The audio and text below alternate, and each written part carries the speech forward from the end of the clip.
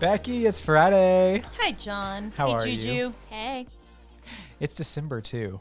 It's weird. It's like 2020 is starting to wrap up, y'all. How do you feel about that? And the family is back together, which feels good. It does feel good to be in the studio today and, just jamming about all things 2020 and looking forward to a new year. Yes, and we're talking mindsets, which I have to confess, if I'm being authentic, I was not excited about talking mindsets on Fridays initially.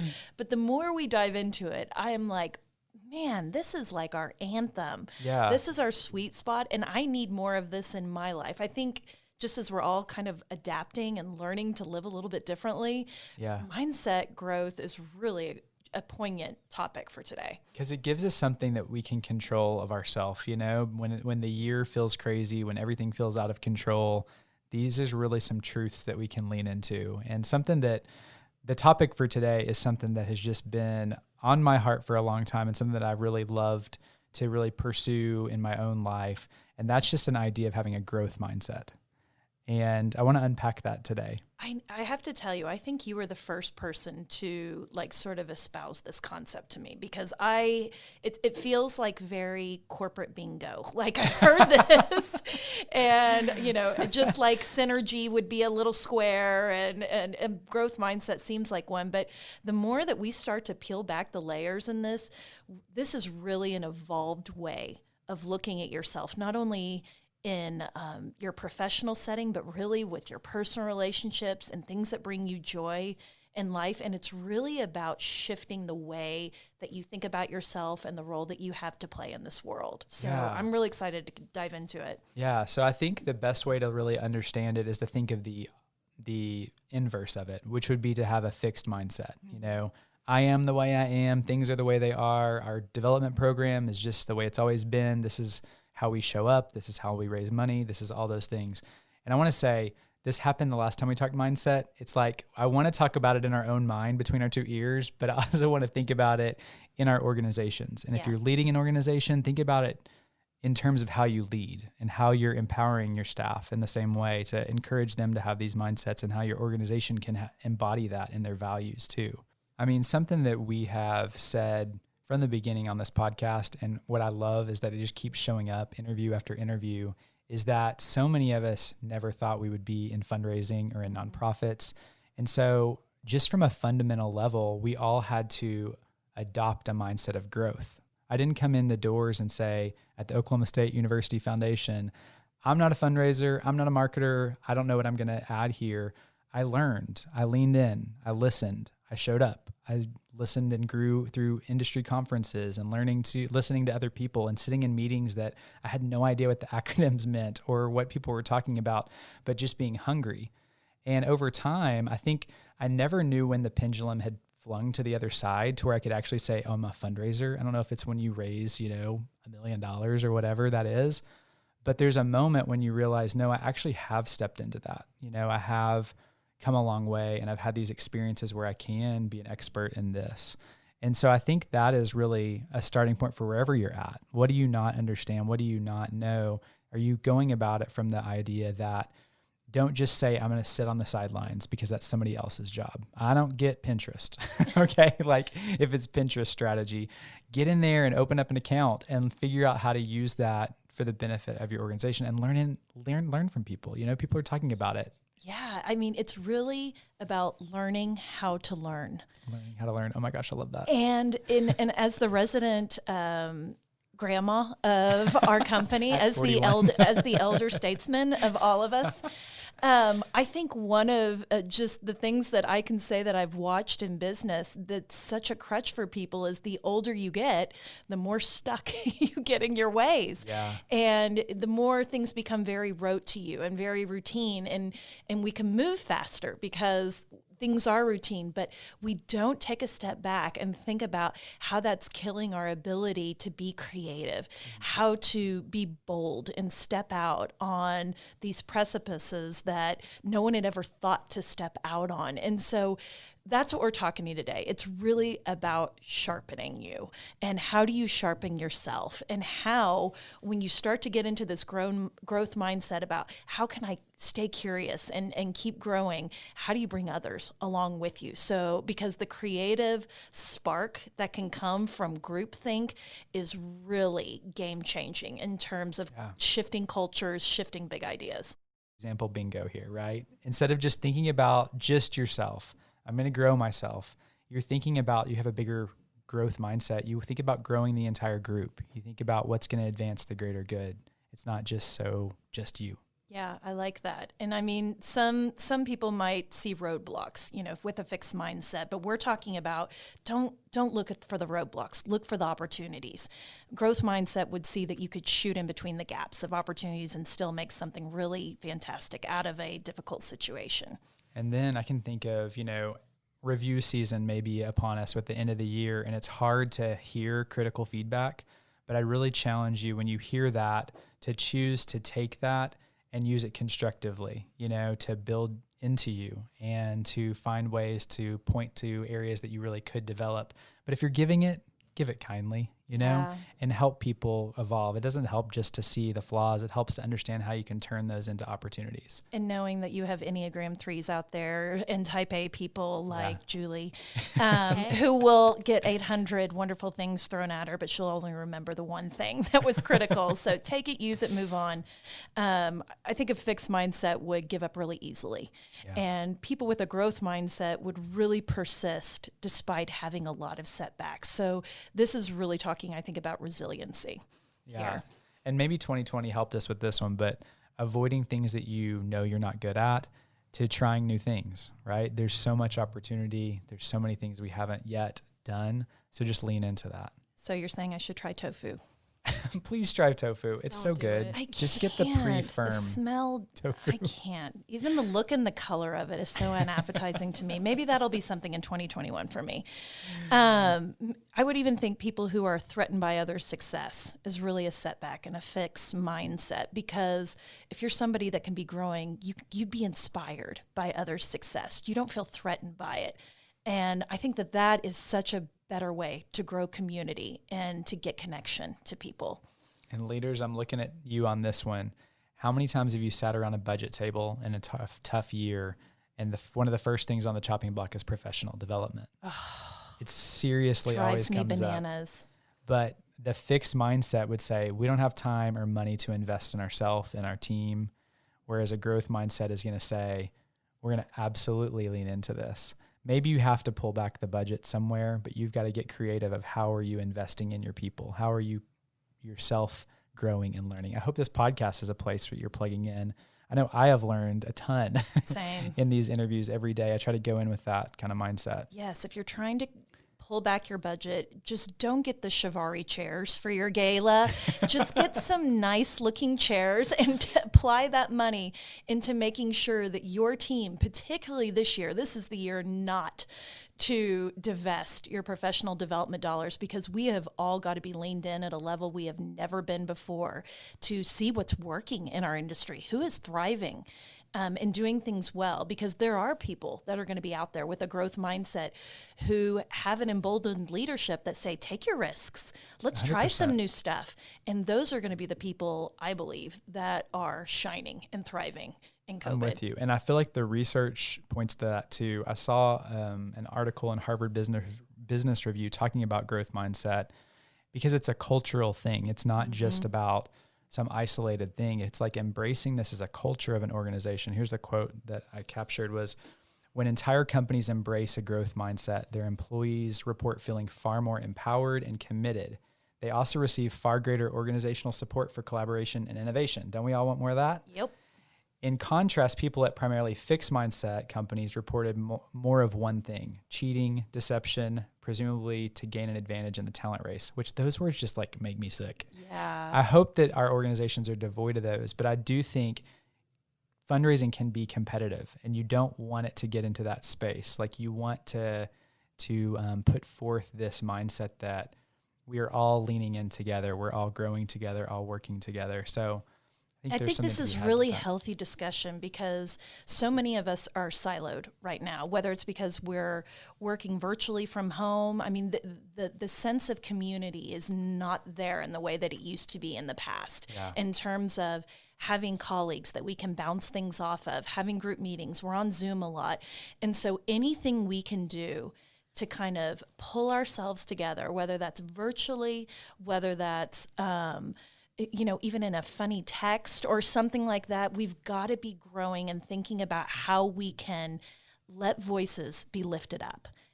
Everybody needs to be at the table. I mean, I think growth mindset naturally just leads into an abundance lifestyle of trying to make sure that everybody can have a piece of something, because when we all lift, rising boats, once again. And so we also found 7 ways to develop a growth mindset. So if you're taking notes right now, these are 7 extremely quick things that you could do today, and they're very high level, and just things that we want you to intrinsically think about. And the first one is stay curious. John, you and Julie are so curious. This is so fundamental to you all. I mean, the world is our oyster. It's like you want to just learn and soak up new things, and things are changing so incredibly fast. So it requires us to do it. I think the second one here is to just keep your eyes focused forward. This has been a hard year, and I think there's a chance to look back and, take stock of that, but we need to focus on what's next. And I want to throw this out there. I meant to say it a second ago that when we're talking about abundance, I feel like philanthropy really needs to lean into this. And I feel like I've heard this threaded throughout the conversations we've had in this first season of podcast 2, is that there is enough out there of your people, of your tribe that love your mission.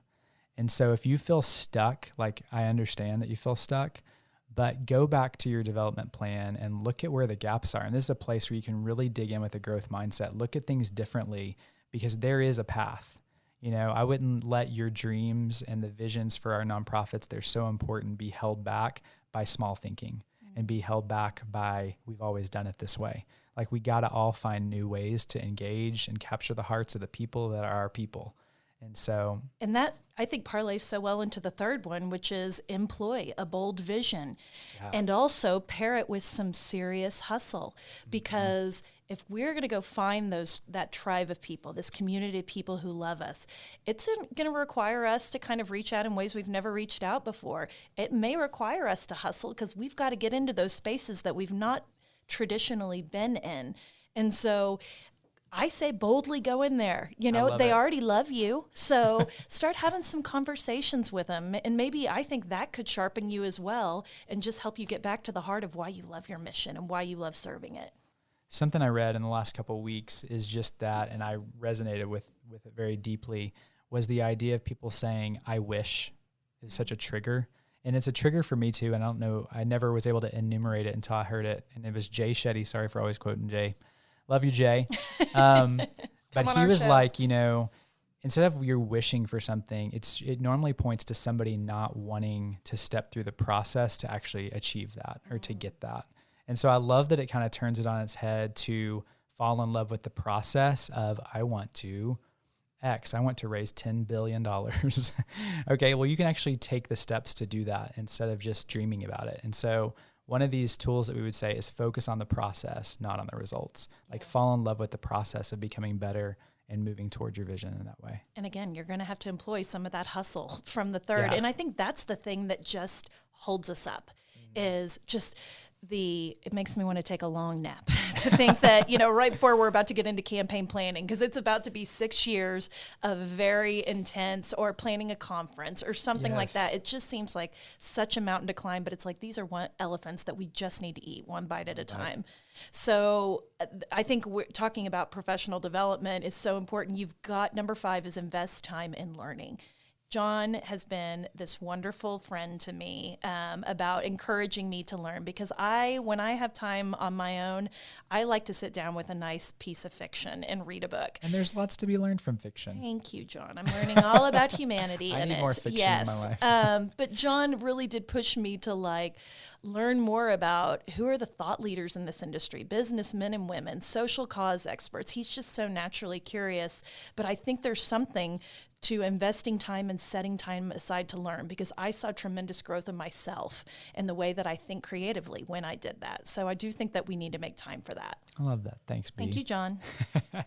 So Becky just did this. Our number 6 would be encouraging community to share your growth mindset. So not keeping it under wraps, but really just having this embodiment that how much better would an organization be if literally everybody had that mindset, if everybody's growing and learning and not getting stuck, but really just having that active approach. It's just think about the transformations we could have in our organizations. Yeah, why keep this a secret? If we could all challenge ourselves to be thinking about just not small thinking, if we could encourage each other into big thinking, harder conversations become easier. We can come at things, from a place of love, like understand I love you and I appreciate working with you, but I need to tell you that this was a problem, but I think we're going to get out of it, and I'm here to help you.